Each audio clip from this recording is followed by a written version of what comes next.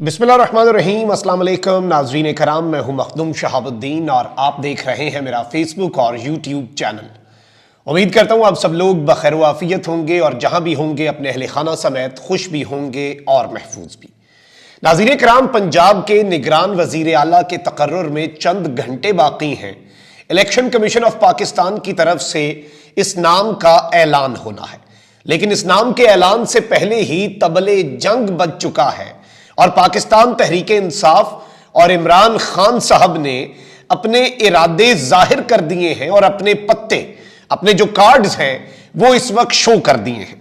जबकि इस सारे के सारे मामले में पाकिस्तान मुस्लिम लीग नवाज के लिए मुश्किलात में इजाफा होता जा रहा है, क्योंकि एक जानिब तो आपको पता है कि नून लीग के अंदर से कितने लोग टूटकर पाकिस्तान तहरीके इंसाफ की तरफ माइल हो रहे हैं, तो वहीं दूसरी जानिब एक ऐसा प्रेशर ग्रुप बन रहा है जो नून लीग के अंदर आले शरीफ की हुक्मरानी के ताबूत में आखिरी कील ठोंकना चाह रहा है। इस हवाले से शाहिद खाकान अब्बासी और मिफ्ताह इस्माइल साहब ने एक प्रेस कॉन्फ्रेंस कर डाली है, उसका अहवाल भी आपके सामने रखना है। जबकि इस वक्त मुल्क के सियासी हालात खराब से खराब तर होते जा रहे हैं, मुआशी अदम इस्तेहकाम जो है वो हम सबके सामने है और इस सब के अंदर इंतखाबात के अंदर जो ताखीर का मंसूबा है वो भी इस वक्त शुरू हो चुका है, उस पर काम भी शुरू हो चुका है और ये जो एक इरादा है वो इस वक्त बड़ा वाज़े हो चुका है कि इंतखाबात अपने वक्त पर नहीं करवाने। मैं ये तीन बड़ी डेवलपमेंट्स हैं आपके सामने रखता हूं। सबसे पहले मैं आपको यह बताऊं कि मुस्लिम लीग नून के मरकजी रहनुमा और साबिक वजीर आजम शाहिद खाकान अब्बासी ने एक प्रेस कॉन्फ्रेंस की है कोयटा में। बेसिकली ये इस वक्त मौजूद है, इन्होंने पूरे पाकिस्तान में जाना है और बेसिकली ये पाकिस्तान के मुख्तलिफ इलाकों में जाके सेमिनार्स कर रहे हैं, लोगों को आगाही दे रहे हैं। अब इस आगाही का मकसद क्या है और ये एक फोरम जो डिस्कशन के लिए बनाया गया है, इसमें इस काफिले के अंदर मुख्तलिफ पॉलिटिशियंस मिलते जा रहे हैं। मुस्तफा नवाज खोखर साहब, उनकी जुर्रत को सलाम, जिस तरह आजम स्वाति वाले मामले पे उन्होंने जुर्रत दिखाई। मिफ्ताह इस्माइल साहब इसका हिस्सा हैं, शाहिद खाकान अब्बासी साहब हिस्सा हैं और इन्होंने एक प्रेस कॉन्फ्रेंस की। शाहिद खाकान अब्बासी ने इस सारे मामले के अंदर कुछ बातें की हैं कि गालम गलोच और इल्जाम तराशी की सियासत मुल्की मसाइल का हल नहीं, तमाम मसाइल का हल जो है वो आईन में मौजूद है। अच्छा, इसके साथ ही साथ शाहिद खाकान अब्बासी साहब ने कुछ और बातें भी की हैं। शाहिद खाकान अब्बासी साहब ने मरियम नवाज को पार्टी में बड़ा ओहदा देने पर तबसरा करते हुए कहा कि मुझे तो किसी पर तहफ़्फ़ुज़ात नहीं है, मुझे रिजर्वेशंस नहीं है, जो भी लीडरशिप आएगी उसे खुद को साबित करना होगा। यानी एतराज नहीं भी है, लेकिन उनके लिए एक इम्तिहान खड़ा जरूर कर दिया है कि अच्छा ये है और आप आ गई हैं तो now you have to prove yourself. अगर ना प्रूव किया तो क्या, ये नहीं बताया। इस सब के अंदर इन्होंने कहा कि जमात की परफॉर्मेंस पर ही जज किया जाएगा। यानी जाहिर बात है बाकी लोग जो हैं वो तो ये कह रहे हैं कि मरियम बीबी आके ये कर देंगी वो कर देंगी। अब्बासी साहब ने ये कहना गवारा नहीं किया और उन्होंने कहा है कि हम जज करेंगे उनकी परफॉर्मेंस पर कि वो पार्टी के अंदर क्या परफॉर्मेंस दिखाती हैं। और इन्होंने कहा कि मरियम नवाज को पार्टी के सदर ने जिम्मेदारी दी है, जब वो काम शुरू करेंगी तो उसके असरात पार्टी पर पड़ेंगे और फिर पता चलेगा कि वो क्या कर रही हैं। यानी अभी तक इन्होंने ना कोई पॉजिटिव ना कोई नेगेटिव, आप समझ रहे हैं। देखें, जो इशारा है ना वो, या फिर जो लाइट होती है वो ग्रीन से रेड कभी नहीं होती, दरमियान में वो पीली बत्ती जो है ना वो जलनी है।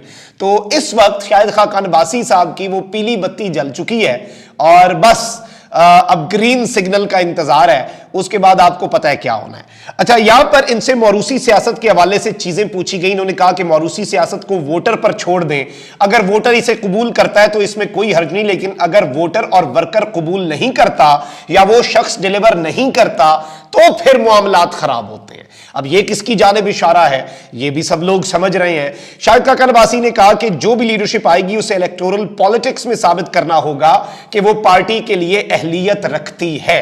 अब दो चीजें हैं, एक तो यह है कि शाहिद खाकान अब्बासी साहब, मिफ्ताह इस्माइल साहब या जो एक प्रेशर ग्रुप और वो अपनी इंपॉर्टेंस पूरे पाकिस्तान के अंदर बढ़ा रहे हैं, ये ग्रुप पाकिस्तान की सियासत के अंदर कोई नया आप कह लें कि प्रेशर ग्रुप बन के उभरे, पॉलिटिकल फोर्स बन के उभरे। एक तो ये है, दूसरा ये है कि ये नून लीग के अंदर रहकर जो टफ टाइम दे सकते हैं, और एक ये है कि चौधरी साहब की तरह ये अलग हो जाए। दूसरा ये है ये पार्टी के अंदर रहकर जो टफ टाइम और जिस तरह की अब स्टेटमेंट्स आ रही हैं, मरियम के लिए इन्होंने एक पूरा इम्तिहान और सवालनामा और एक पूरी प्रोग्रेस रिपोर्ट की बात कर दी है कि वो तो हम बाद में जज करेंगे, उसके असरात तो अभी पार्टी पे पड़ने हैं कि मरियम नवाज शरीफ साहिबा के साथ क्या होता है। और ये भी कहा कि वोटर कबूल करेगा।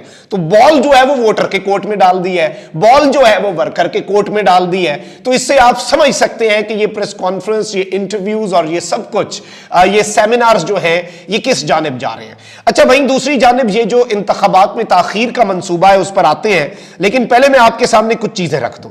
इस वक्त इलेक्शन कमीशन ने फैसला करना है और जाहिर बात है कि मोहसिन नकवी साहब हैं, वो इस वक्त आसिफ अली जरदारी के फ्रंटमैन के तौर पे सामने आ रहे हैं अकॉर्डिंग टू पाकिस्तान तहरीक इंसाफ, और अहद चीमा जो हैं वो आ रहे हैं इस वक्त शहबाज शरीफ साहब के फ्रंटमैन के तौर पे।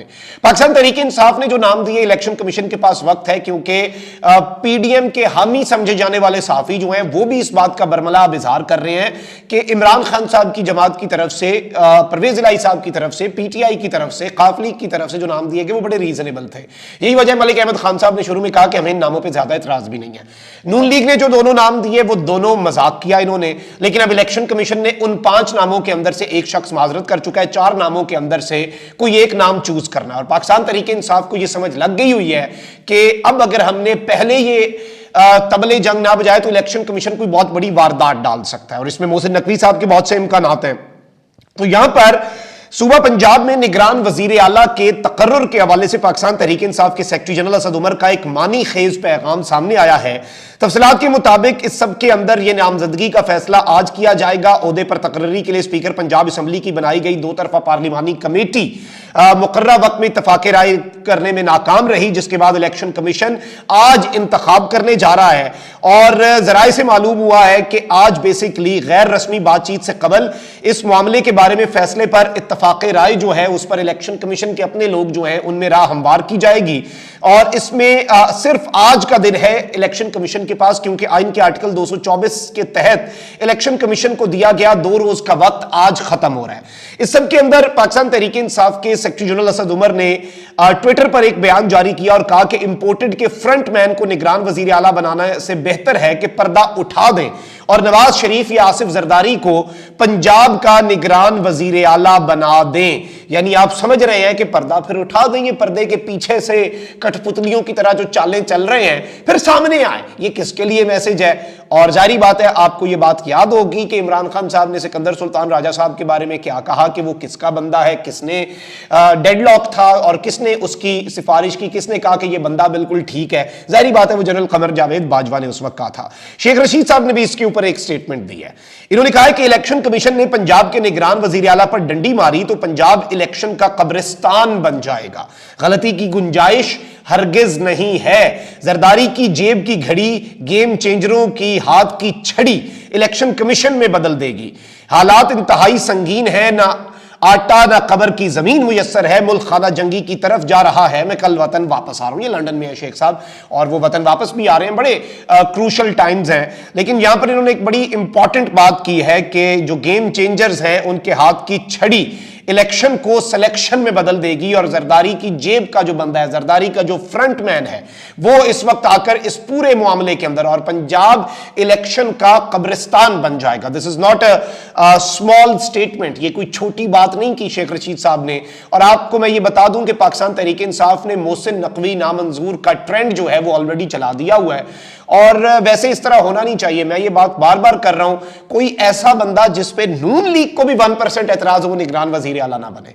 कोई ऐसा बंदा जिसपे पीपल्स पार्टी को 1 तो दूर की बात 0.001% एतराज हो वो भी निगरान वजीर आला नहीं बनना चाहिए। इन लोगों के ऊपर तो पीटीआई को 100% एतराज है, यानी 100% पूरे का पूरा एतराज ही इनके ऊपर है। तो ये सारी चीजें बड़ी कंसर्न वाली हैं। ये सब कुछ नहीं होना चाहिए, ऐसे जैसे चल रहा है इस तरह से नहीं चलना चाहिए। अब वहीं पर ये एक और मंसूबा, आपको पता है मौलाना फजल रहमान साहब पहले भी एक दफा हंस के बात कर चुके हैं कि इलेक्शन तो हो नहीं रहे।